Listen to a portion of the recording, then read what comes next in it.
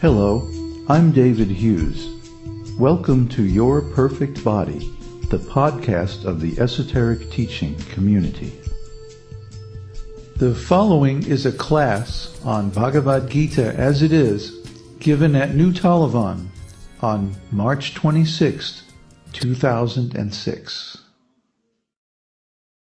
Om Namo Bhagavate Vasudevaya. Om Namo Bhagavate Vasudevaya. Om Namo Bhagavate Vasudevaya. Om Namo Bhagavate Vasudevaya. Om Namo Bhagavate Vasudevaya. Om Namo Bhagavate Vasudevaya. So the internet class is reviewing first part of second chapter of Bhagavad-gītā. So be a good time for us to review it too. I know you've all heard this a million times. But you know, I remember it was very striking in 1976 and 77 when I was in India. In Vrindavan, Prabhupada was giving class. And I remember I was thinking, I don't know how many other devotees were thinking also, well, Prabhupada, seems like he's getting ready to wind up his pastimes in this world. So now he's going to give us the real thing, He's going to give us the real advanced teachings. And so Prabhupada would sit down in the Vyasasana and read the Bhagavatam verse in the morning, and then he would speak on, you're not your body. You're not your body. So that really is the advanced teaching. That when we move from the platform, Srila Prabhupada likes to use that word platform, but what it really means is the ontological viewpoint of I am this material body. Everything that connected with this body is mine. Then when we move from that viewpoint to the viewpoint of I am a spirit soul and I'm just visiting. This is just a rental apartment, this body. We're just here temporarily. And then we go on. And at the time we leave this body, we have a chance to go to another body in the spiritual world. And that's really the aim of yoga. That's really the aim of Bhagavad-gītā. That's really the aim of philosophy and devotional service and Krishna consciousness. And that's really the advanced teaching. That's it. There's no secret in the sense of some obscure, esoteric, deep philosophical thing that requires a PhD to understand. No. Because Dharma is for everyone. Otherwise it's not really Dharma.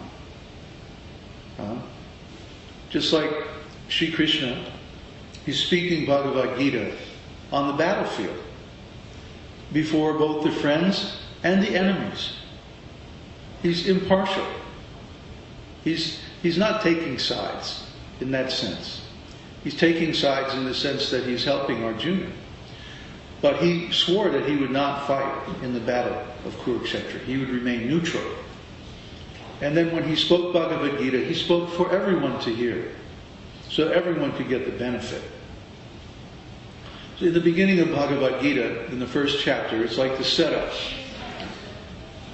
Arjuna asked Krishna to bring the chariot between the two armies so that he can see who's fighting there. And then he takes a look over the assembled warriors, and they're all his friends, his relatives, his cousin brothers, his uncles, his nephews, his sons and grandsons. Even his guru is there on the other side. And Arjuna becomes dismayed. Oh, how can I fight with all these people? They're so closely related to this body. Isn't it? And he was becoming bewildered and he was lamenting. So at first there was some conversation between Krishna and Arjuna that, why should I fight this battle? It's better if I just become a beggar and go off in the forest and don't fight, because then so many people will be killed who are related to me. And this is not Dharma. Arjuna argues, no, this is sinful activity. Why? Because normally the duty of the Kshatriya is to fight, to establish Dharma. So then if I fight my own relatives and even my gurus, this is not Dharma. So this is against the duty of Kshatriya, Arjuna argues. And he says, Krishna, why should we fight in battle our superiors, our uncles, our grandfather, our guru, and all of our friends, our relatives, and so on? This is adharma. This is against Dharma. He says this will leave so many widows, this battle. And then those widows, they can become exploited by unscrupulous men, and from them will come unwanted progeny, and the whole peace of society will be lost. That's Arjuna's argument, in a nutshell. And then finally, he gets to the end of his argument, and he realizes, well, I still haven't solved my problem, because whether I fight or I don't fight, whether I win or I lose, I'm still not going to be happy. Either way I choose. And this is all of us. This is our position in this world. In this world, we're always having to choose between the lesser of two evils. Should I take this job or that job? Should I marry this person or somebody else? Should I stay or should I leave? Frying pan or the fire. Every single time. And nothing is really perfect in this material world, so every choice we make, we know, is going to result in some kind of suffering, some kind of inconvenience, some kind of unwanted conditions in our lives. So we're constantly in this dilemma, the same dilemma that Arjuna was in on the battlefield of Kurukshetra. Maybe not to the degree, it wasn't like the kingdom of the whole world. The emperorship of the whole world was depending on the outcome, like in Arjuna's case. But even in a smaller sense, every decision that we make is similar to this. It's the existential human condition. This is what we experience every day. Okay, it happens to all of us. So finally Arjuna said, okay, Krishna, I can't solve this problem by myself. I surrender to you as Guru. Sishyas teham. I become your sishya, your disciple, and a soul surrendered unto you. Vadimam prapanam. I surrender unto you. Now, please instruct me. So, the first thing that Krishna says, in reply to Arjuna's question, please instruct me, he says, you're speaking very learned words, but really, you're lamenting for what is not worthy of grief. The wise lament for neither the living nor the dead. So indirectly he's calling Arjuna a fool. He says, the wise don't lament, but you're lamenting, therefore you're not wise. Means you're a fool. Okay?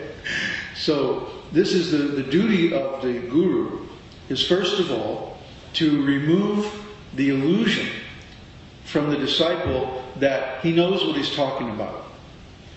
Right? You wouldn't become a disciple if you really knew what you were talking about, because you'd be able to solve your problem. But Arjuna can't solve his problem. Even though he's made all these references to dharma and moral principles and even political duties and so on of the Kshatriya, he's still faced with this dilemma that whichever way he chooses or whatever he does, he doesn't think he's going to be happy.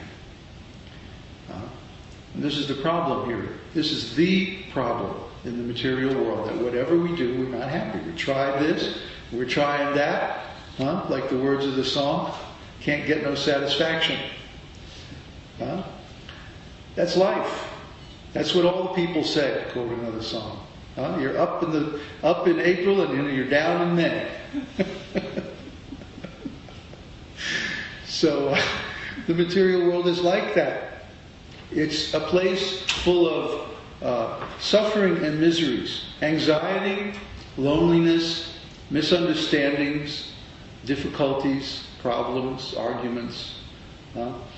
And for every good thing, there's 2 or 3 bad things. That's just the way it is in this world. It's designed that way.